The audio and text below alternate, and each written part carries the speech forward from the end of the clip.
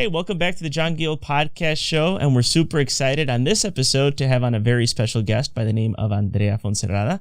She's the president at the Boston Center for Latin America, and she's a public and private policy entrepreneur, partners with different public and private and non-for-profit organizations in identifying and fostering technology and data-driven policy projects that lead to better policy making around the world. So, Andrea, thank you so much. It's great to have you on the show today.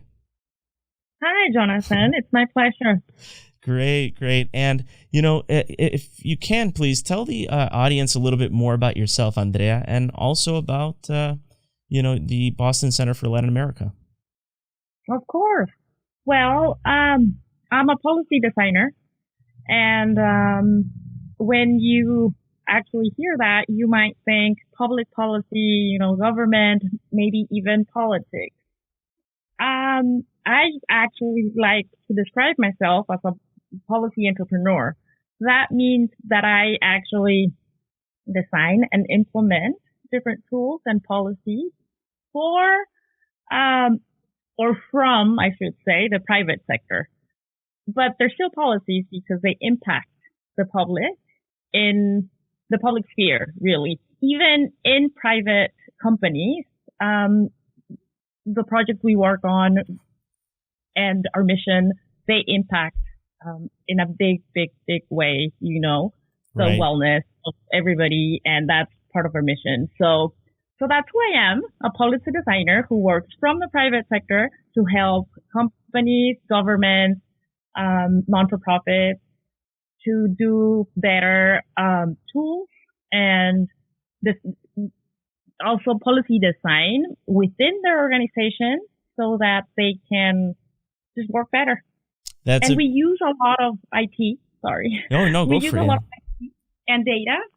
That's part of that's a big part of what we do. When you make better tools, you usually stop and look at the whole process and the implementation, and sometimes that means automation and or linking different IT tools to make processes, optimized or better. So that's what makes us go ahead and implement different components of IT and data, which is really exciting, actually.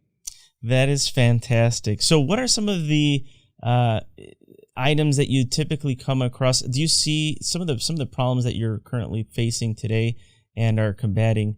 Do you see that certain organizations have a consistent pattern of problems in the workplace that your systems that you've implemented can easily be adopted and duplicated throughout the different companies?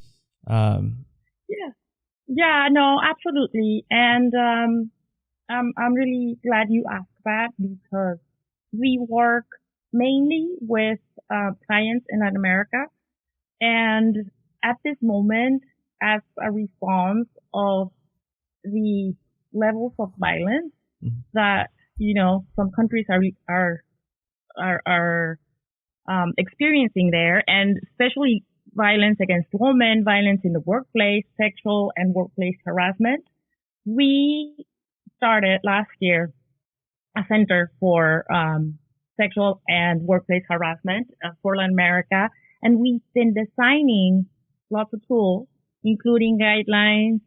And there's one really exciting one that I would like to talk to you about. Yeah. But that's what we've been doing, and it's been really great. So to answer your question, yes, lots of companies are trying to work on that, Absolutely. Fighting harassment.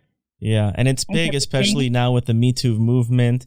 That's definitely exposing a lot of those issues in all sorts of different industries.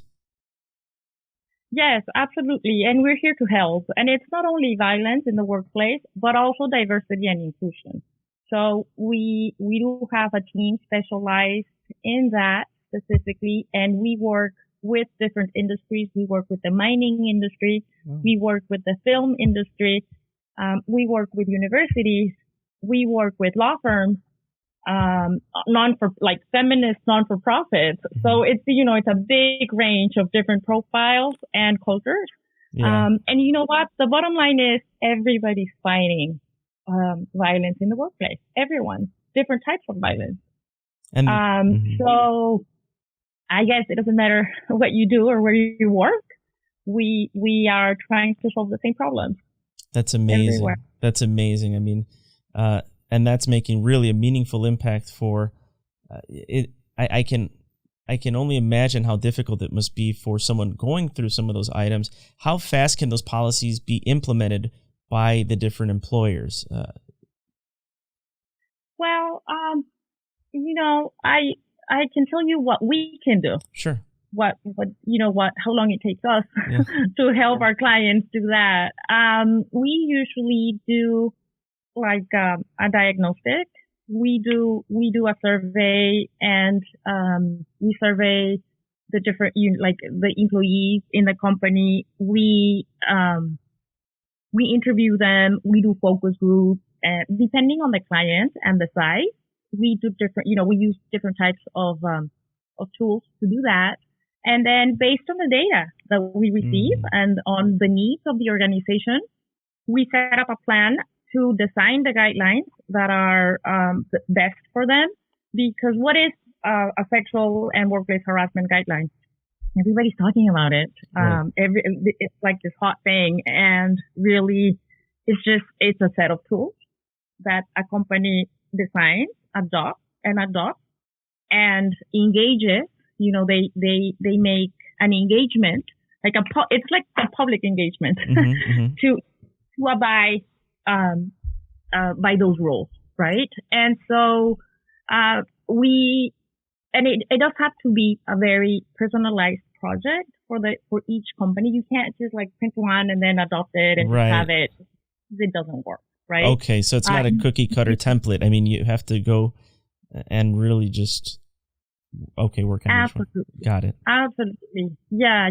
And so we do that with the clients, and it takes us about a month to finish a guideline with them, to co-design a guideline with the client. And then it's implemented in about 2 weeks. So the whole project from start to finish is about 2 months and a half, maybe, depending on the size. And what is the most exciting tool actually of all is that we have a counsel, an external counsel, external from the client, that solves sexual and workplace harassment claims. It's a private counsel made up of different expertise in the subject matter. If you have a racial discrimination claim, we set up the counsel with racial discrimination experts. If you have a sexual harassment claim, we set up the counsel with sexual harassment experts or sexual violence experts. And then they look at, at the data, at the claim, at the evidence. They investigate, they solve it, and then they provide or emit recommendations to the client. So that's our STAR tool, and it's been wonderful because it's a tool that clients can really rely on. It's external, so it's validated by the employee. That's very important, or else, you never know. Right. So it's external. It's fast. It takes us around, from 2 to 3 weeks to solve a claim, from the minute we receive it. The claims don't go through the client either. They come directly to us. And to the minute, we present the solution to the client. Also, they're contractually obligated to accept our recommendations, or else, it wouldn't work. Right. So that's a little, like a lock that we had to do to make the tool bulletproof, because our main concern is to offer an effective tool, an objective tool, and a really, really, really fast tool. Yeah. so that you can actually have a good solution for this. Yeah, and to see immediate changes in the workplace for those that are most affected, and that's a great actually a great turnaround time, and especially that you have the commitment from the employer to say, okay, we're going to we're going to follow these steps. And I would assume that I hope at some point maybe some of these employers fire or get rid of some of the troublemakers. I would hope. I think that's also part of it. Now, there's a great campaign that you're working also. Ya es hora, hashtag Ya es hora MX, right? Do you want to please expand on that a little bit further and let the audience know what that means and what campaign, sort of campaign absolutely. you're running? Yeah, so Ya es hora means it's time. In English, that's how it translates. It means it's time. And it's actually a movement made up of women in the film industry in Mexico. So it's an actual movement. It's a group of women who are fighting sexual harassment, equal pay. They're advocating for equal pay, and also women's narratives in film. So, and this is because in most films, women are a sort of accessory to the story, to a man's story. So they're working on these three things, and I partnered with them to actually design a guideline for the film industry in Mexico, a sexual and workplace harassment guidelines for them. And so a bunch of production films came together, and we worked with them on the design during 3 or 4 months. We interviewed about 100 people from the industry in different, like directors, producers, actors, actresses, cameramen and women, photographers, custom designers. It was a really cool exercise, actually, that we did. And we came up with a bunch of different solutions that are in those guidelines right now. And then the production company started adopting them. And we also agreed on like a business model that made these guidelines available to everyone in the film industry in Mexico. From huge production companies to the smallest little tiny documental. Yeah. Yes. And also to commercial, to TV ads. There are production companies who do only TV ads, and then there are, just all different kinds. So we worked on a business model that works for everyone. And it made accessible, all these tools to everyone in the industry. And this has been amazing because the guidelines also include an actual film guideline, like how to deal with harassment claims during a production, during a movie production. So it's not only like your permanent crew. And that's been very exciting. And it's been also very successful. And I do have to say that we're starting to work with the film industry in Colombia. Oh, okay. Interesting. Yeah. Seeing as how I'm and Uruguay. Yeah. And Uruguay. To replicate, what happened in Mexico, which seems to be, working. I mean, it just started. It started this year. It's new, but it's exciting, and we've had an amazing response to it. That's fantastic. Were there any moments during the interview process that kind of just blew you away, or were you like, listening to some of the stories? Was there anything that you might have heard that kind of was a major impact that you said, wow, I cannot believe? I mean, you hear about it, right? But I'm sure that there's some things, and I know you cannot disclose in detail some of those exact stories, but how do you get past, I'm sure it's an eye opener. I mean, how do you get past that and continue to move forward with that not bringing you down?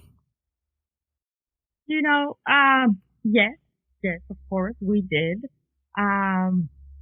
And it is devastating, all the stories that are still happening today and really everywhere.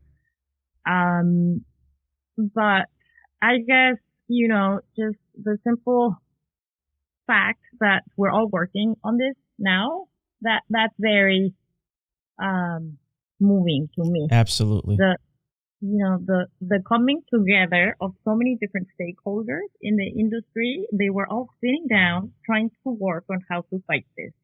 And they still are. I get calls from Tijuana and just a little while ago. And then, from one of the biggest production companies in Mexico, I'm going to talk to them in a little while. People are really getting on the train. That's they amazing. are. And that's very moving. So I guess that's the way we get through the different, the difficult parts. Just thinking about what we can do. Yeah, and just the major impact that you're having, it's phenomenal.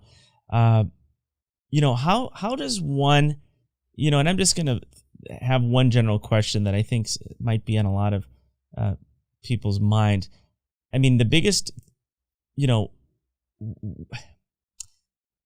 there are guys out there that say, well, I'm not sexually harassing, I was just complimenting, right?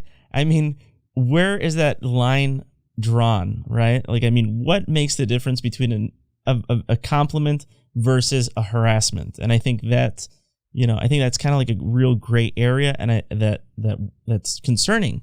So how does one distinguish between a general compliment like, oh, you look great today, versus, oh, they shouldn't have said that, that was crossing the line? Where do we draw the line in the sand?